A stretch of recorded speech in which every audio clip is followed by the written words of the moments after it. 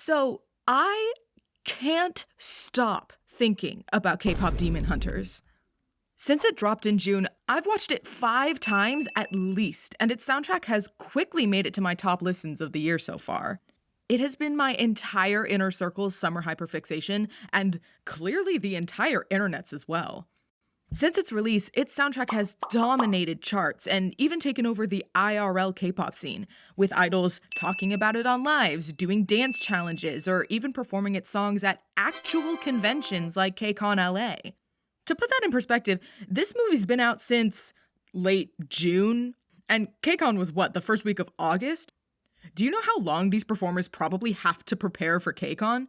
Do you know how relevant you have to be to change up a set list with a month turnaround?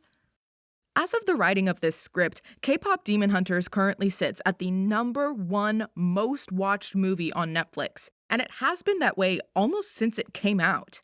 And it's clear why. I know it might seem bleak to say that movies haven't been good recently, but they really haven't been that good recently. There are some standouts, but they're kind of few and far between. Nothing for the cultural zeitgeist to really latch onto longer than its theatrical run. Until now. K-pop Demon Hunters is the exact thing that we all needed in a Western film landscape of corporate, sculpted, inoffensive stories that, in an attempt to appeal to everyone, appeal to no one. Where there's no identity, no willingness to dare have a unique voice, or the integrity to keep to a creator's true vision for a story. K-pop Demon Hunters has such personality and clear passion, incredible fucking music, and most of all, it's fun. It's light. It's a breath of fresh air in really hard times. But it's also been driving me crazy. So, have you ever just thought about a movie so hard for 2 months straight that you just had to start a YouTube channel about it? Hey, that's me. So I actually had an entirely different video plan to start off this channel. I've actually been on and off for a while about whether to actually start an analysis channel at all. Literary analysis is the one skill I've got going for me, but I don't know, putting yourself out on the internet has always been wild to me. But guys, this movie has embedded itself into my brain, and now it's going to be your problem. Now, I love this movie. I really do. It's fun, it's energetic, it's catchy, but also, I have words. Because, dear viewers, this is not a K-pop channel, but a literary analysis channel, and I will be spending the next hour diving deep into the story and themes of K-pop Demon Hunters, where it succeeds and, where it fails. Because even the things we love are not above critique, and, I do have critiques. Now, just so we're clear, in this video I'm going to be taking this fun, silly little movie and taking it very seriously for the purposes of literary analysis. I know this movie's fun, I know we're all very attached to it, and I know it's not always that serious. However, as a person with a deep love for analysis, these are the kinds of things I think about non-stop. And just so we're clear, whether or not a story is bad doesn't even really matter in the kinds of analysis I want to do here with you. All it will ever really come down to is, what is the story trying to do, and is it successful? And if not, what could they do to fix it? I can love a movie and still think it has problems. In fact, I do love this movie, and I still think it has problems. And that's why it's fun to discuss. And that's what I hope to foster with this channel. Constructive discourse and critical thinking. And fun. Got it? Good. Also, this may be obvious, but spoilers. This is an analysis channel. Don't say I didn't warn you. In case you're one of the 2 people who has not seen this movie yet, K-pop Demon Hunters is a Sony Pictures animated feature released by Netflix in June 2025. It follows a fictional K-pop girl group, Huntrix, and its members Rumi, Mira, and Zoe, who moonlight as demon hunters, all in hopes of sealing the barrier between the human and demon worlds, called the Honmun, forever. Just as they're about to seal the Honmun for good, a new boy group, the Saja Boys, breaks onto the scene and goes mega viral. The girls discover that the Saja Boys are actually demons? Oh no! And they're trying to steal the souls of their fans so that their demon overlord, Kuma, can take over the world, I guess? They don't really specify. But psych, this is actually a movie about Rumi, the leader of Huntrix, who is secretly a half-demon. And Jinwoo, the leader of the Saja Boys, finds out? Oh no! Rumi starts meeting Jinwoo in private because she knows he's the most specialist little demon boy, and he can be good if he really tried. They fall in love, I guess. Mira and Zoe find out she's a demon, everything's bad, they sing a song, Jinwoo sacrifices himself, and they defeat Kuma by creating a new Honnun, and they all live happily ever after. Except Jinwoo, who's a sword now, I guess.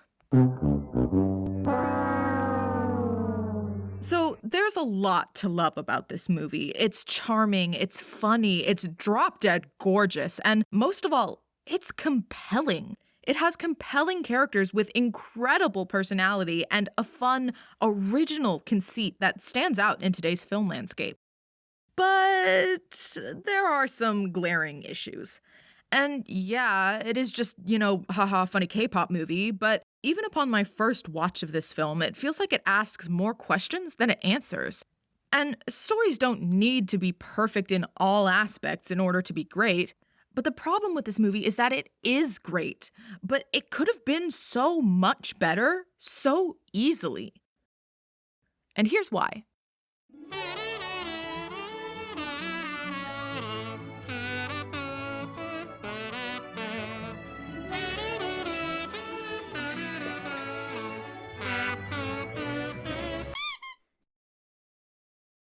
So this isn't how all of my videos are going to be structured, but I thought that this video would be best the way an actual IRL literary workshop and critique is structured.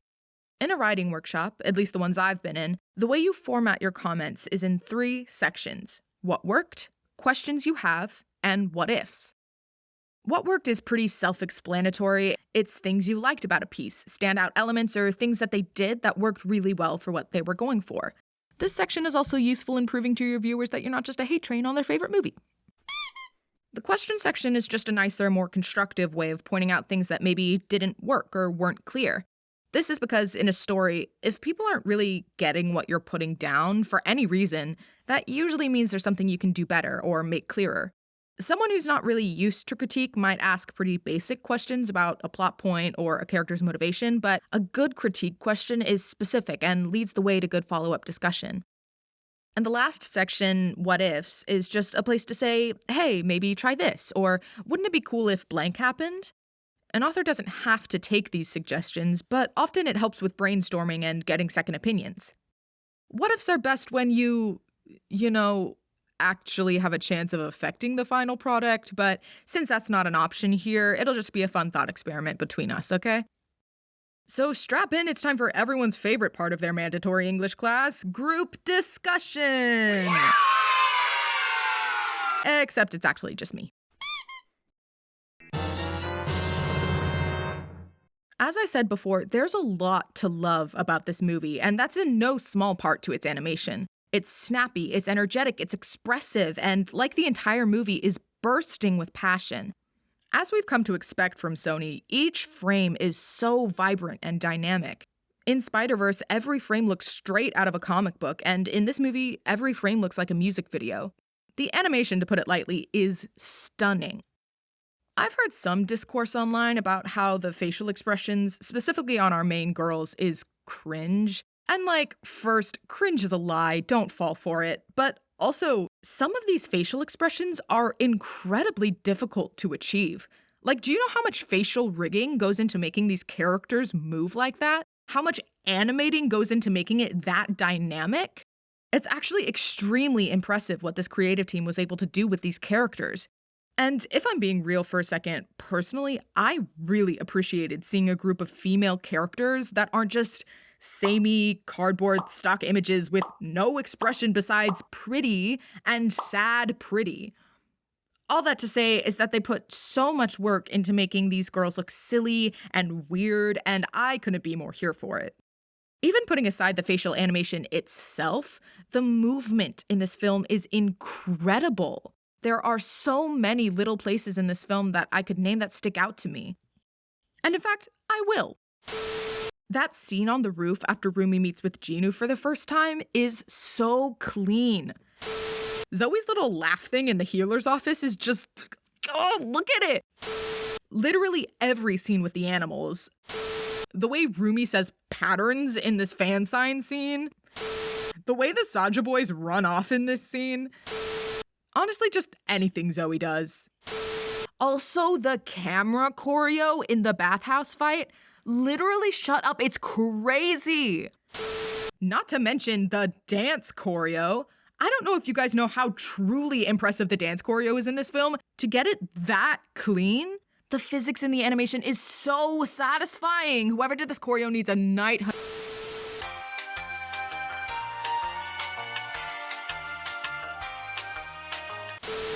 TLDR, the animation goes crazy. Another thing that worked really well is the comedy. This movie is so silly, in equal parts to its writing and its visual gags, but we've already talked about the animation.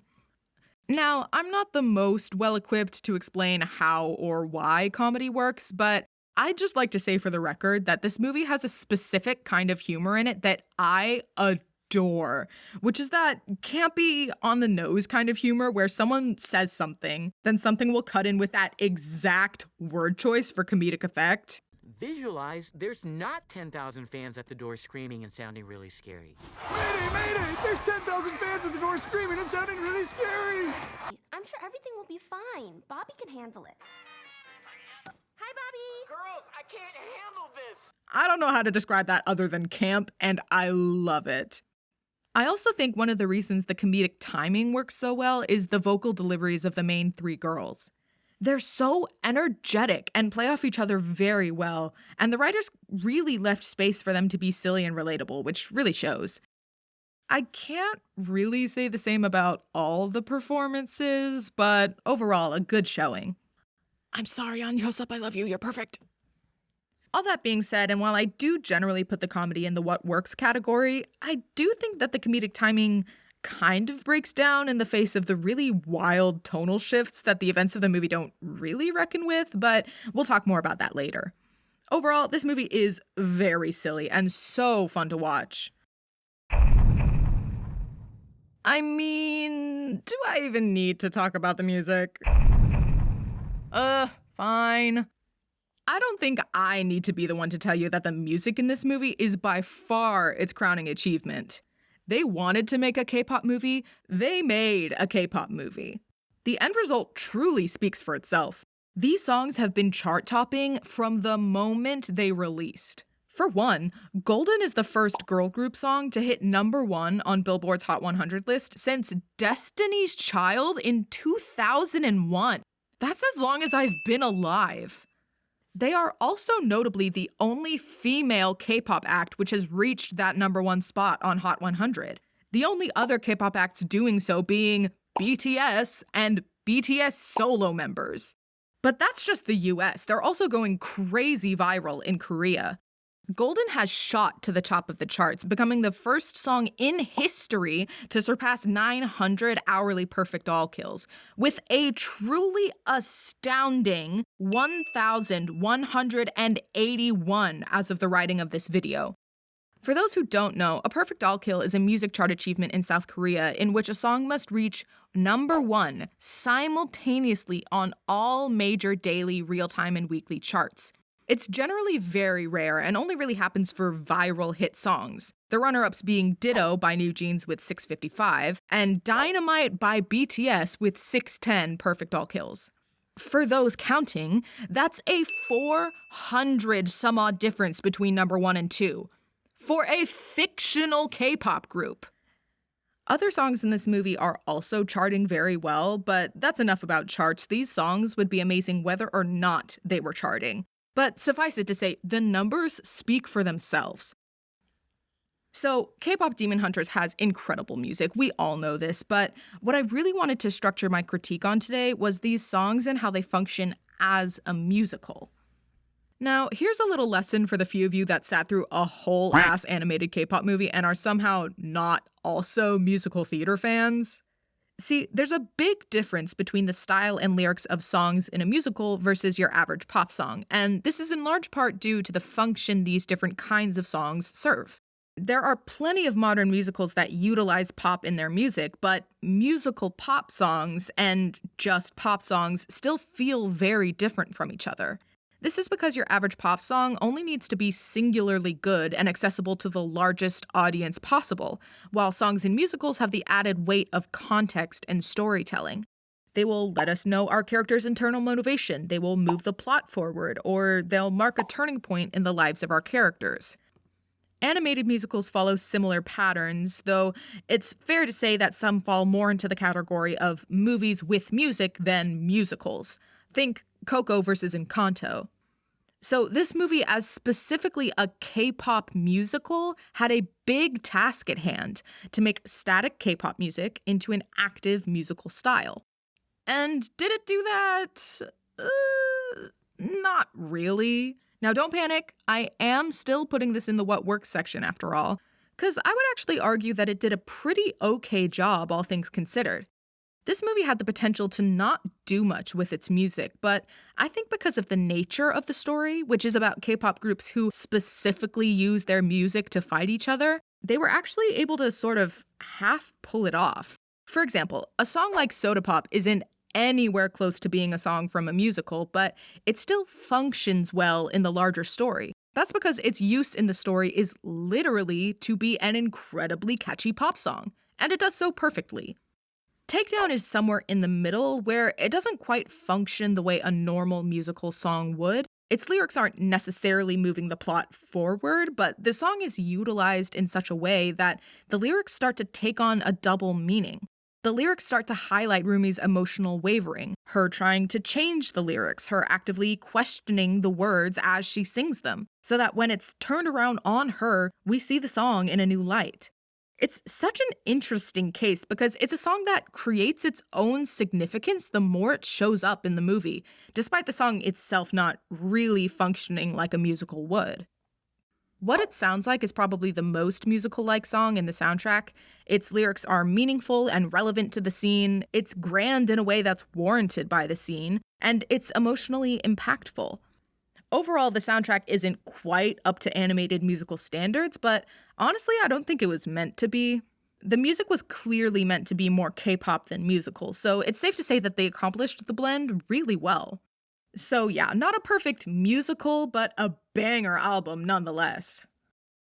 The last big thing I wanted to highlight regarding what really worked in this movie's favor is just how specific and intentional its cultural references are. Obviously, this story literally takes place in Seoul, but I think they were able to bake such care and consideration into not only its Korean cultural references, but also its K-pop cultural references. It's part of what I mentioned earlier about this film having such a clear voice and personality. This movie is unapologetically Korean and incorporates many silly and equally meaningful references that I think appealed to a lot of people. Now, I'm by no means an expert on Korean culture or history, and there are many other creators who have done much more specific deep dives into the cultural inspirations this movie used. But I did do 3/4 of a Korean studies minor, and I've been in this K-pop shit for over 7 years at this point, so I can at least focus on some of the more obvious, delightful K-pop references that I really appreciated as a fan. Something that I thought was kind of subtle, but also so accurate, was the Golden music video. They really put a whole ass music video in this movie, and they did it right. I thought it was so accurate how each girl got a different, wildly unrelated set piece. Also, that door opening bit with both Mira and Zoe felt like it was straight out of some Luna music video. Shout out to my girls. It was just perfect. Totally convinced it could have been the real deal IRL. I also loved the way this movie poked fun at the crazy schedules that idols have with Rumi's turnaround on the Golden release. So funny, truly. Also, the variety show editing was so accurate. For the Idol Awards, that intro where the guy's face is edited onto a moon holding 2 light sticks and crashes into Earth is so funny. These variety shows really have the most random ass visuals. Incredible. And obviously, we probably all caught the K-drama bit with the introduction of the Saja boys. It had me crying. The slow-mo, the 7 different angles for each shot, the OST. Ugh, perfect. Just perfect. Also, that one K-drama staircase, the Seoul Fortress wall, incredible. The last thing I'll mention here is something that I honestly think is a little underutilized, or at least underexplained, which is the visual aesthetic difference between the demons and the humans. What I mean by this is that the clothes that the more human-like demons are seen in take heavy inspiration from traditional Joseon-era clothing. The demon realm itself is pretty barren, but if you look at the concept art, a lot of the demon realm also has the same traditional visual inspiration. Even Derpy and Sussy, yes, that is their names for those of you who didn't know, are literally modeled after traditional folk art called minhwa from the Joseon era. I guess I just find these aesthetic choices really cool, and because they have such specific historical implications, I guess I just find myself wondering why the human world has adapted and evolved, at least aesthetically, while the demon realm hasn't. Food for thought. We'll get to the lore later, trust me. But before we move on to some more tangible critique, I just wanted to add a couple honorable mentions to wrap up this section. Bobby. I am the world's most perfect man. The casual throuple shipping in my K-pop movie? Need I say more? The sound that the Saja boys make, why did they do that? I'm mentioning this little piggyback ride again because it's hysterical. It gets me every time. Why did they do that? Everything about Derpy and Sussy was perfect. No notes. On that note, the bird taking the hat from the tiger joke is peak writing. That's the only correct answer. I've already kind of mentioned it, but this is a huge one for me. I just love that they let the girls just be girls and be silly and goofy and not glamorized 24/7, especially for the K-pop industry. They even gave them a scene where it looks like they're not wearing any makeup. It's so awesome. And of course, play games with us! As I've said, there's a lot to love about this movie, but unfortunately, past what I mentioned in the previous section, this story brings up a lot more questions that it answers, which is not a good thing. The best way I can describe it is that it feels like the writers didn't really understand the implications of their own lore. And that sounds so silly, but when you start digging even a little bit into the world building and how it affects, say, the plot, or the characters, or the main character's inner conflict between duty and self-acceptance, it kind of starts to fall apart. All the writers were over here in campy comedy land with delightful animal sidekicks and variety show hijinks, but did no one consult a fantasy writer? Did he get suckered into DMing a D&D campaign on his way to the office or something? Someone go save him. Tell him he needs to fix this movie's lore. This film doesn't seem to understand or even really linger on anything besides its most basic conceit. There are demons, ruled over by Krima. They want to destroy humanity, maybe. There are hunters. They kill demons and seal them away to protect humanity. They channel power through their music to create a barrier. Rumi is a half-demon. She has some demon powers and some hunter powers. And that's it? For example, Rumi's mother clearly fell in love and had a child with a demon, which they don't talk about at all. Actually, as a whole, I think that the legacy of the Hunters is something that seems so integral to the plot thematically, but is utterly shafted for yet another Jinwoo flashback. When you're centering a story around a character's struggle against a broken and repressive legacy, then why do we not actually get any of it? For example, Celine is such a perfect avenue to bridge the gap between generations for the audience, to be the voice and face of this legacy. But her sheer absence from the film is mind-boggling to me. We get one one scene of her in the present, and the rest are just flashbacks. And not even different flashbacks. It's the same one 3 times. Thematically, she is incredibly relevant to Rumi's arc, but she's utterly absent from the story as is. But we'll get to more about that later. Even beyond Celine, I think that there's a lot about the legacy of the Hunters that is underutilized at best and confusing at worst. For example, there's this really, really cool detail at the end of the film where musically there's a callback to the Hunter's mantra with that note Rumi sings to interrupt your idol. Literally go check it. 31 seconds into the official track of the Hunter's mantra is the exact same note Rumi sings to enter the arena at the end.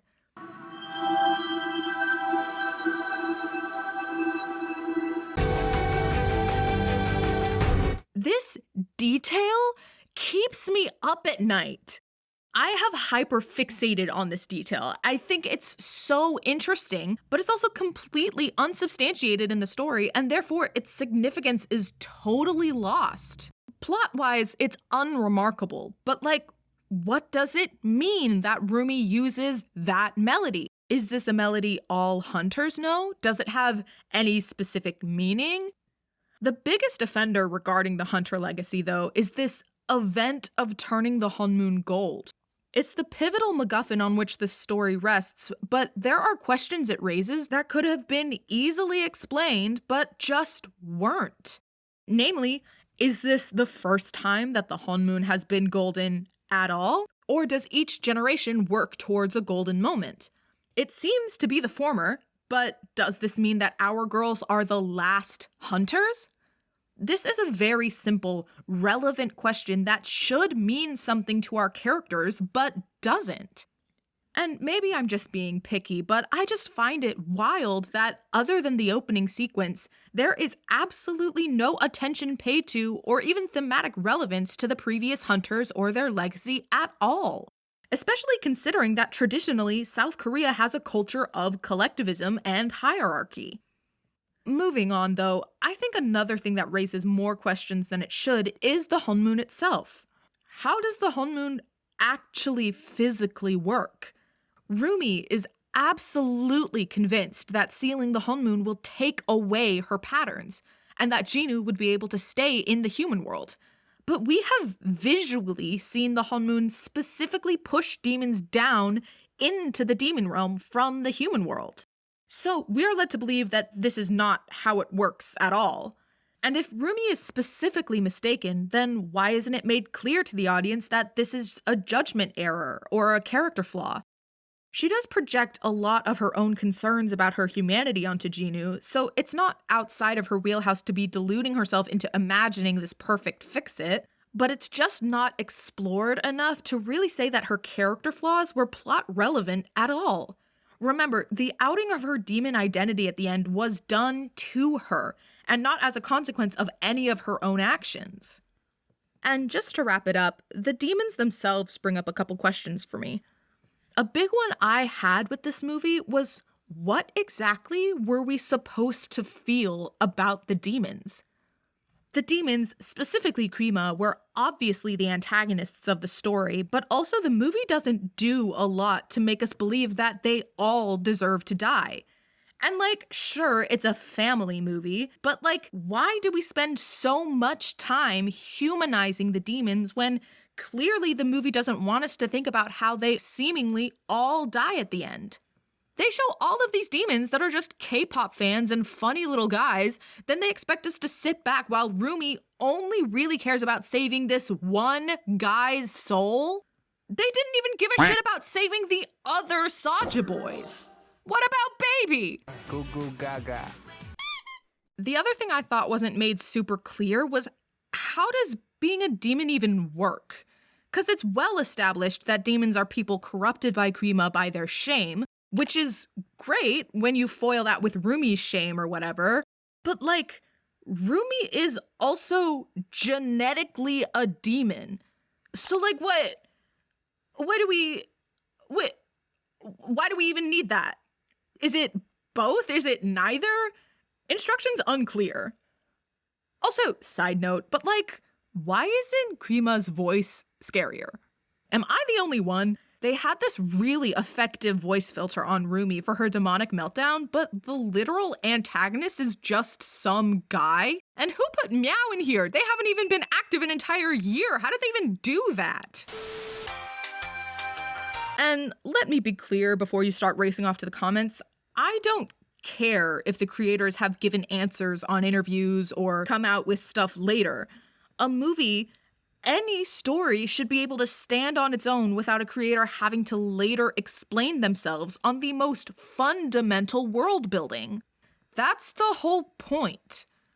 And I don't care if a sequel is coming, and I will be sat, thank you very much. Give me 20 of these, please. They didn't plan on this being a series. Sony literally thought it would flop. Now, this was a lot of ranting about the implications of, at best, shaky world building, but a movie like this doesn't actually even need to have rock-solid lore in order to work. Ghibli movies are a great example of this. There are many times in Ghibli movies, most times in fact, where magical or fantastical things happen without much explanation, and it totally works.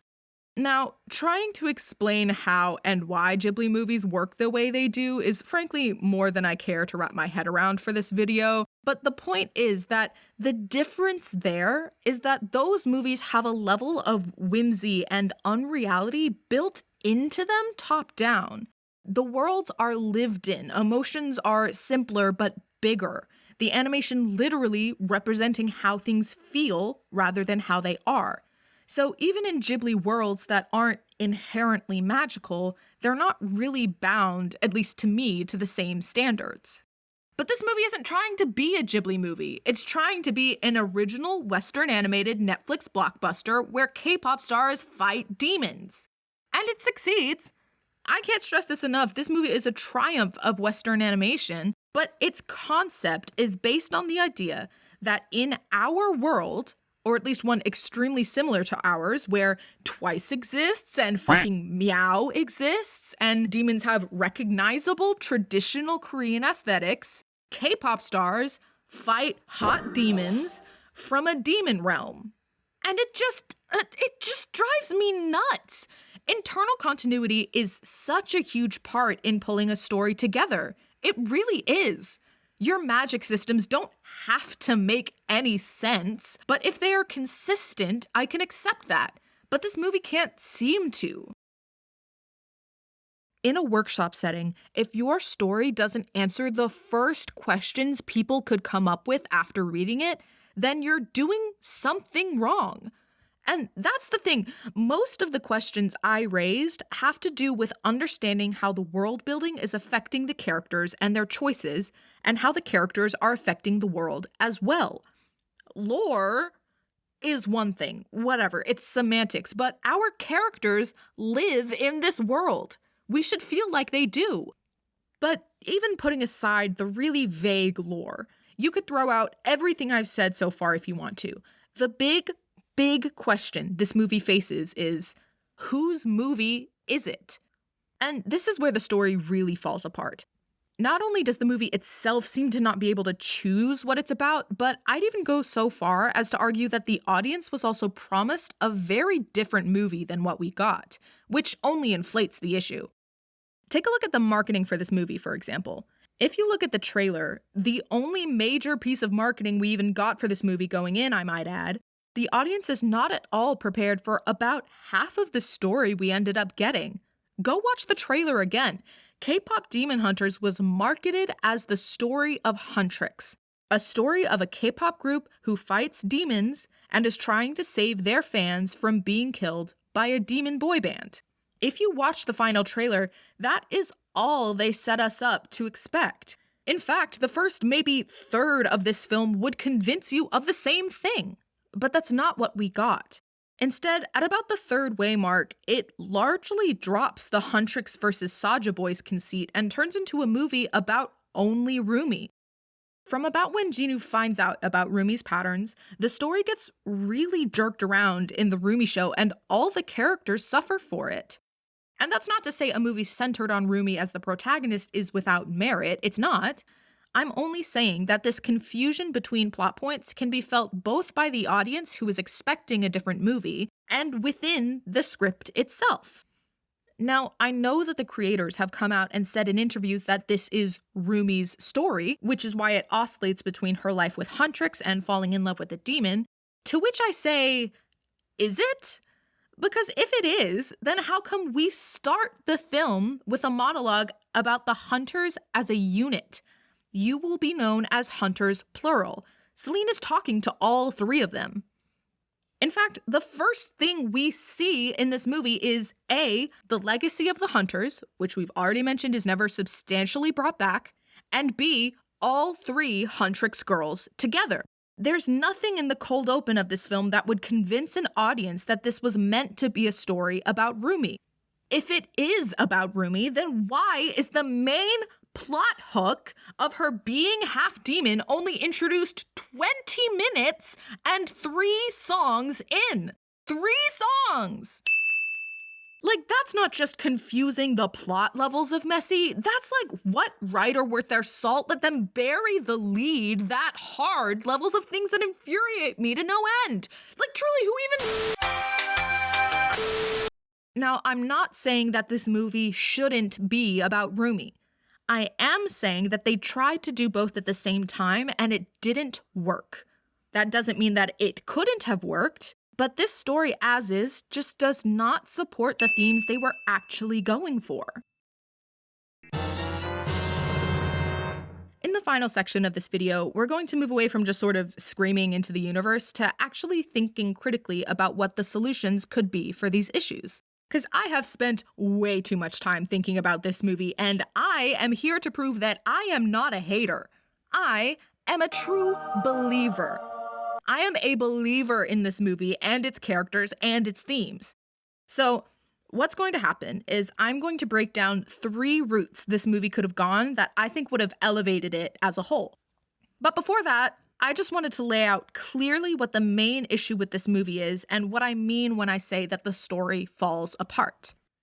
Even outside the broken world building, this movie struggles with clarity, specifically thematic clarity. Because the runtime of this movie battles between prioritizing the story between the Huntrix girls and Rumi's story about being a half-demon, much of its tonal clarity and even character development gets shafted in the process. Simply put, there's so much plot happening that the story is trying to juggle that there starts to be no room for character beyond what plot point they can move along. And I think we can see this most egregiously in Mira and Zoe, and in Celine, but I'll get to that. In the case that this movie is meant to center the Huntrix girls and their relationship, again, like it was marketed as, then why do we get so little of Mira and Zoe's actual motivations? To be fair, we barely even get Rumi's, but that only furthers my point. We get the one scene that has tangible explorations of Mira and Zoe's internal life beyond them as members of Huntrix, and it's Krima whispering to them their greatest fears? And that's at the end of the movie. That can't be right. So you're saying the only time we learn about Mira's struggle with feeling undeserving of love is at the end? That the only time we find out that Zoe has self-worth issues is at the end? Not only that, but we have to be told it point blank? Moments like Rumi's "not everything is about your insecurities, Mira" are utterly cheapened by the fact that we have no idea what Mira's insecurities even are. There's never a moment in the opening phase of this film that we are shown how and why Mira and Zoe are the way they are. The end result, then, is that many of their scenes feel less like internally motivated decisions and more like plot devices to enhance the Rumi show. For example, why does Mira hate demons to the extent we are shown in the movie? It's on a level very different from Zoe or even Rumi. The answer is there probably isn't an answer. The movie doesn't give us one, obviously. But I can give you one. The writers needed Rumi to be conflicted and have a reason to keep secrets from her team, so we have an obligatory demon hater. And again, it's not bad in itself for Mira to hate demons or for the story to need conflict, but because we are never made to understand Mira or even Zoe on an internal level, these moments are relegated to plot devices. But, I hear you saying, Mira and Zoe are side characters. Rumi is the protagonist, so Zoe and Mira don't need as much character work done. And you know what? You're right. You're absolutely right. That's clearly what the movie was going for and what the writers have said is the case, but I'm simply not convinced. But I'll humor you. In the case that this movie is about Rumi, what are they even trying to say with this story? Rumi's story invokes themes of breaking out of generational trauma, being mixed race, or even of reconnecting with your heritage. But it's so focused in on Rumi and her quest to save, count it, one guy, that it misses those themes entirely in service to an underbaked romance. And it all comes down to this. The narrative heart of this movie is the message of accepting yourself and being true to who you are. But this movie, A, underutilizes this by not actually reckoning with the actual source of Rumi's trauma, Celine and her dead parents, and B, misutilizes the themes it was trying to accomplish by adding more plot hooks than the runtime of the movie could sustain. And C, but this is more of just a personal thing, entirely misses more pertinent and impactful themes that lie just under the surface of the movie. So, before I break down the 3 big what-ifs, I just wanted to offer a few smaller things that could have been implemented even without my big overhaul suggestions to streamline the movie a bit as is. Hopefully this can show you that even small changes can go a long way in bringing a story together. First, don't bury the lead. It should not have taken 20 minutes for this movie's main plot hook to get going. Luckily, there's actually a very easy fix for this. I think they should have started the movie with the baby Rumi flashback. Just picture it. The screen is black, and in the darkness we hear a haunting melody of child Rumi singing, "We are hunters, voices strong, slaying demons with our song." And we get the scene of her and Celine. Immediately, we get the fraught nature of Celine's control over Rumi and better insight into Rumi's worldview and how that shapes the rest of the story. This scene is succinct enough that it can transition perfectly into the opening that's already there, the "You will be known as K-pop stars" monologue. Boom, streamlined. And we know that Rumi's a demon from the start. If that's the thread we're meant to care about, give it to us quickly. Secondly, despite how well-paced this movie generally is, some of the scenes are actually pretty stagnant. They need to be doing more. For example, the free scene doesn't really do anything as is. It just kind of starts and stops in the same place. Why not use this song to foreshadow a new way of healing the Honmun? Maybe singing or working together is what creates the new Honmun, which would have just set us up better for the finale. Because as it is now, they don't really explain what actually happened in the finale. Like, really, they just kind of wrap it up really quickly and no one mentions it. Like, what even happened? Thirdly, this movie as is could have benefited from less Jinwoo. I know we love him, but the priorities the screen time puts onto Jinwoo over the others is half of the reason so many of the other characters, even Rumi herself, are underserved. For example, in that first meeting Rumi has with Jinwoo, we get a good at least 2 minutes of dedicated, animated flashback to Jinwoo's whole backstory. That's like 4 times as much dedicated backstory than we get for our literal protagonists. But even if we had to keep him in, being able to use his scenes effectively is really important, and most of them kind of aren't. There's only one scene in the entire film I could say didn't need to be there at all, and it's a Jinwoo scene. Specifically this one. The scene after Free, in which Krima threatens Jinwoo and reveals to the audience that Jinwoo was lying about his backstory, completely undercuts the tension from Jinwoo's betrayal. An Hyo-sep's one standout line of I left them," is only repeating information the audience already knows.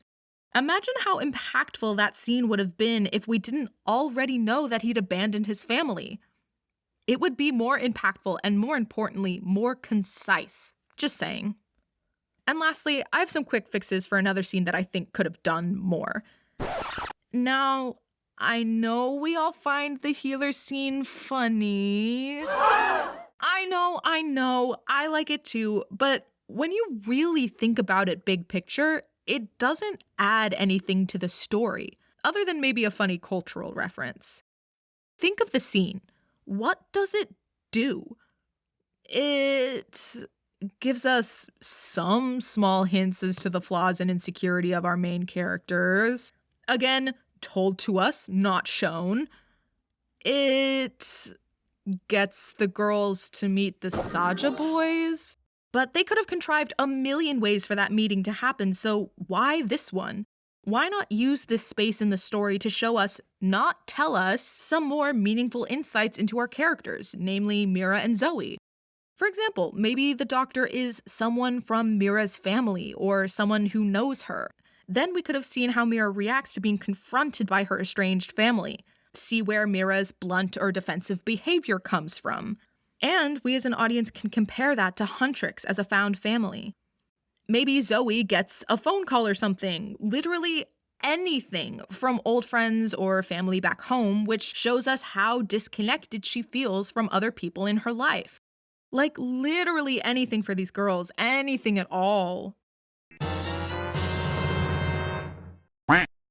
All right, finally. As promised, a deep dive into what changes could be made to strengthen the movie and its themes. I've divided this into 3 options because I genuinely couldn't find one fix-all for this movie. And that goes to show how truly compelling they made these characters and their stories that I can't in good conscience say one is concretely the better option over another. It all comes down to the themes that the writer wanted to convey and what storyline would best suit that vision. Again, in real critique, these suggestions can be incorporated or not, depending on what the author's intentions were for their work. But this is a fully released, chart-topping, genre-defining film, so this will be more like a thought experiment than anything else. There are 3 avenues that I think would clean up a lot of the tonal or thematic problems this movie faces. Now, if this movie had another 20 minutes of runtime, would that have fixed a lot of the issues we've brought up today? Yes, most definitely, but it doesn't have 20 extra minutes. So here's how they could have made the story more efficient as is. So this movie has 3 key storylines that it's trying to focus on. Rumi is a demon, Rumi and Jinwoo fall in love, and the conflicts between the Huntrix girls. Because they try to do all of them at once, instead of doing one thing really well, this movie does 3 things pretty okay. So the solution then is to just pick a lane. If you want Rumi to be a demon, and this to be a movie about the Huntrix girls, then there's no need to pull focus so much to a love story. If you want Rumi to be a demon and for this to be a love story, then don't prioritize the Huntrix girls.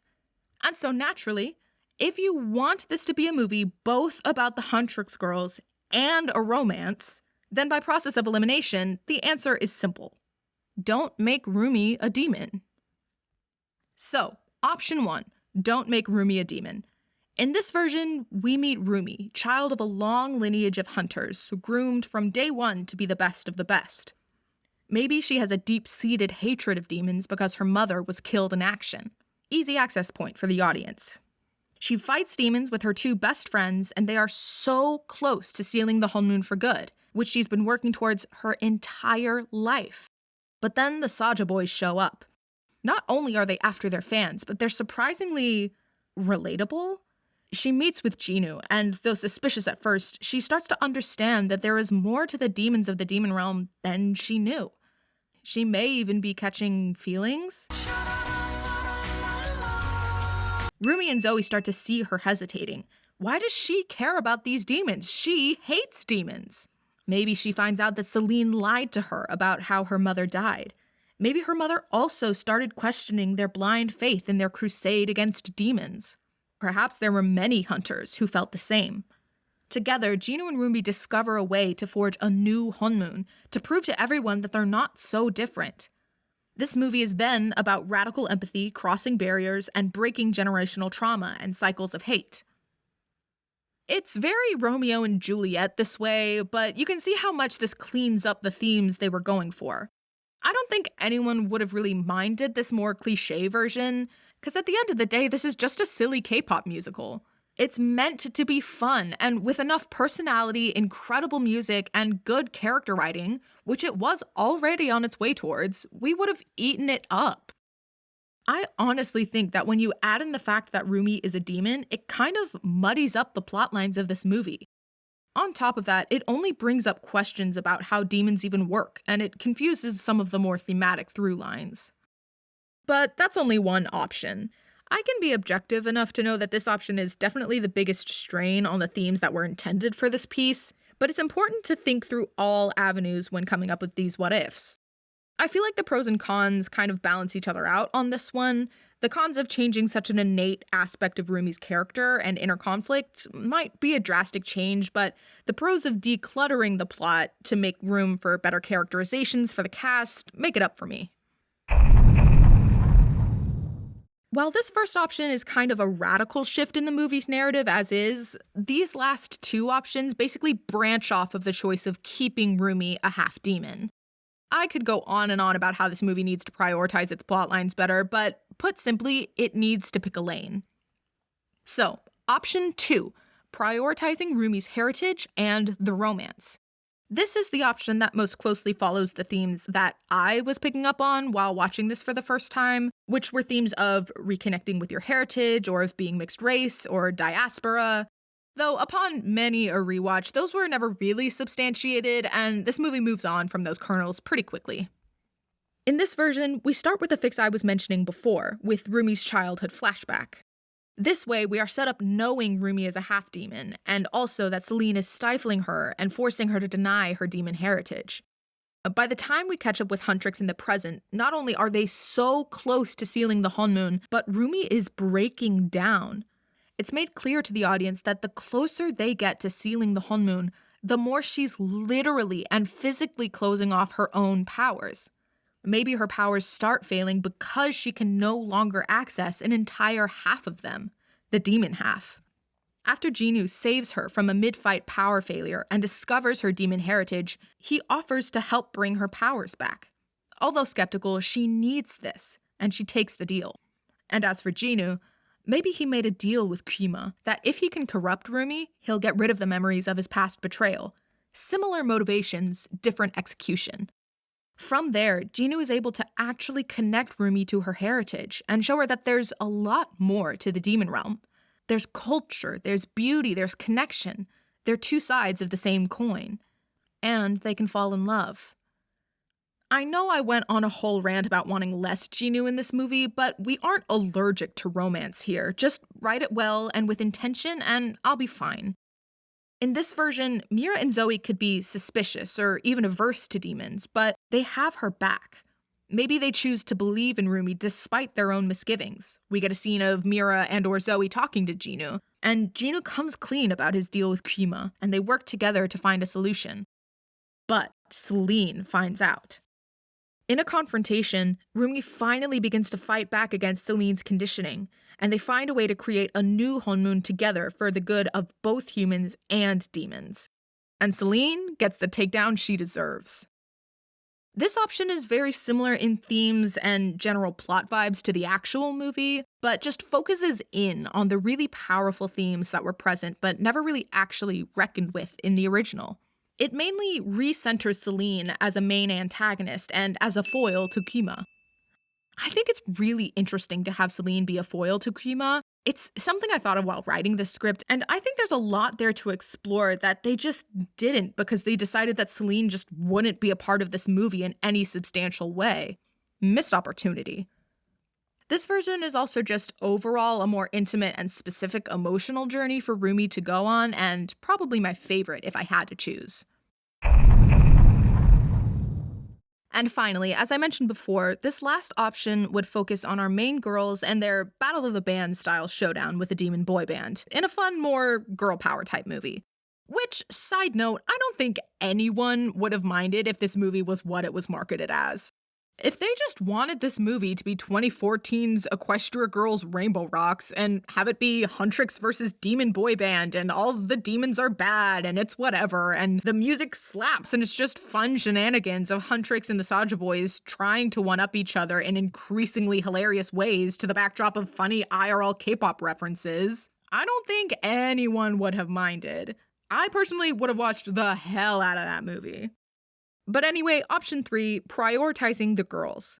I have a little less to say about this, but in this version, we still don't bury the lead about Rumi's identity, but instead we really focus in on the relationship dynamics between the girls, and between them and their mission. We can dive into how and why Mira and Zoe even became hunters in the first place, and how they each relate to the legacy of the hunters. It would be a version with clearer subplots and emotional journeys for all 3 girls, themes of female empowerment and community, as well as more room for increasingly comedic Bugs Bunny and shenanigans. This is maybe the only version where I would keep the movie's original lore for Rumi's deteriorating powers, that being that they are specifically failing due to the shame and fear of hiding who she is. This way, with Jinwoo as a supporting character, he could maybe just exist to feed Rumi's worst fears, accomplishing his goal of sowing seeds of discord between the hunters. See, this way, this version of the movie could actually make use of some of the more superfluous scenes from the movie, like the one I was mentioning about the train. Having more time to flesh out all of the Huntrix girls also means having that much more of an impactful and devastating breakup of the band. This option is the closest to the movie I was expecting when I first sat down to watch K-pop Demon Hunters, but again, I wouldn't say that any of these 3 versions are inherently better than another. At the end of the day, it would just be down to what the author's vision was, what they wanted to say, and how they could best accomplish it. And if you were to take anything from this video, I would hope it'd be that. There's no one way to write a story. I'm not trying to sit here and say that they made the movie wrong, or that there are absolute irrefutable rules to writing. I don't believe that at all. But what I do think is that making a good story doesn't matter as much as making an effective story. And that's what I look to examine. And before I jump to the conclusion, I just wanted to bring up something really small that I wasn't able to fit into the script.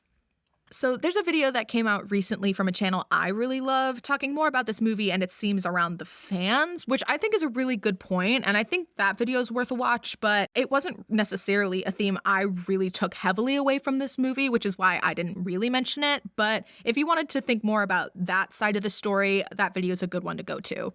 But on to the conclusion.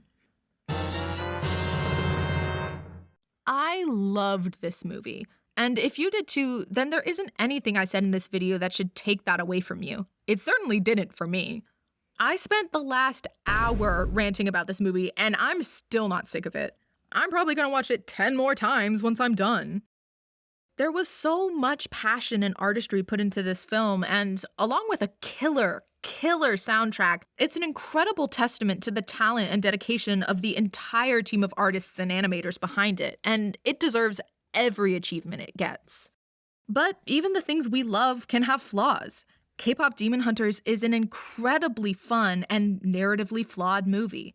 Some scenes don't do much at all, while others do more than was substantially set up.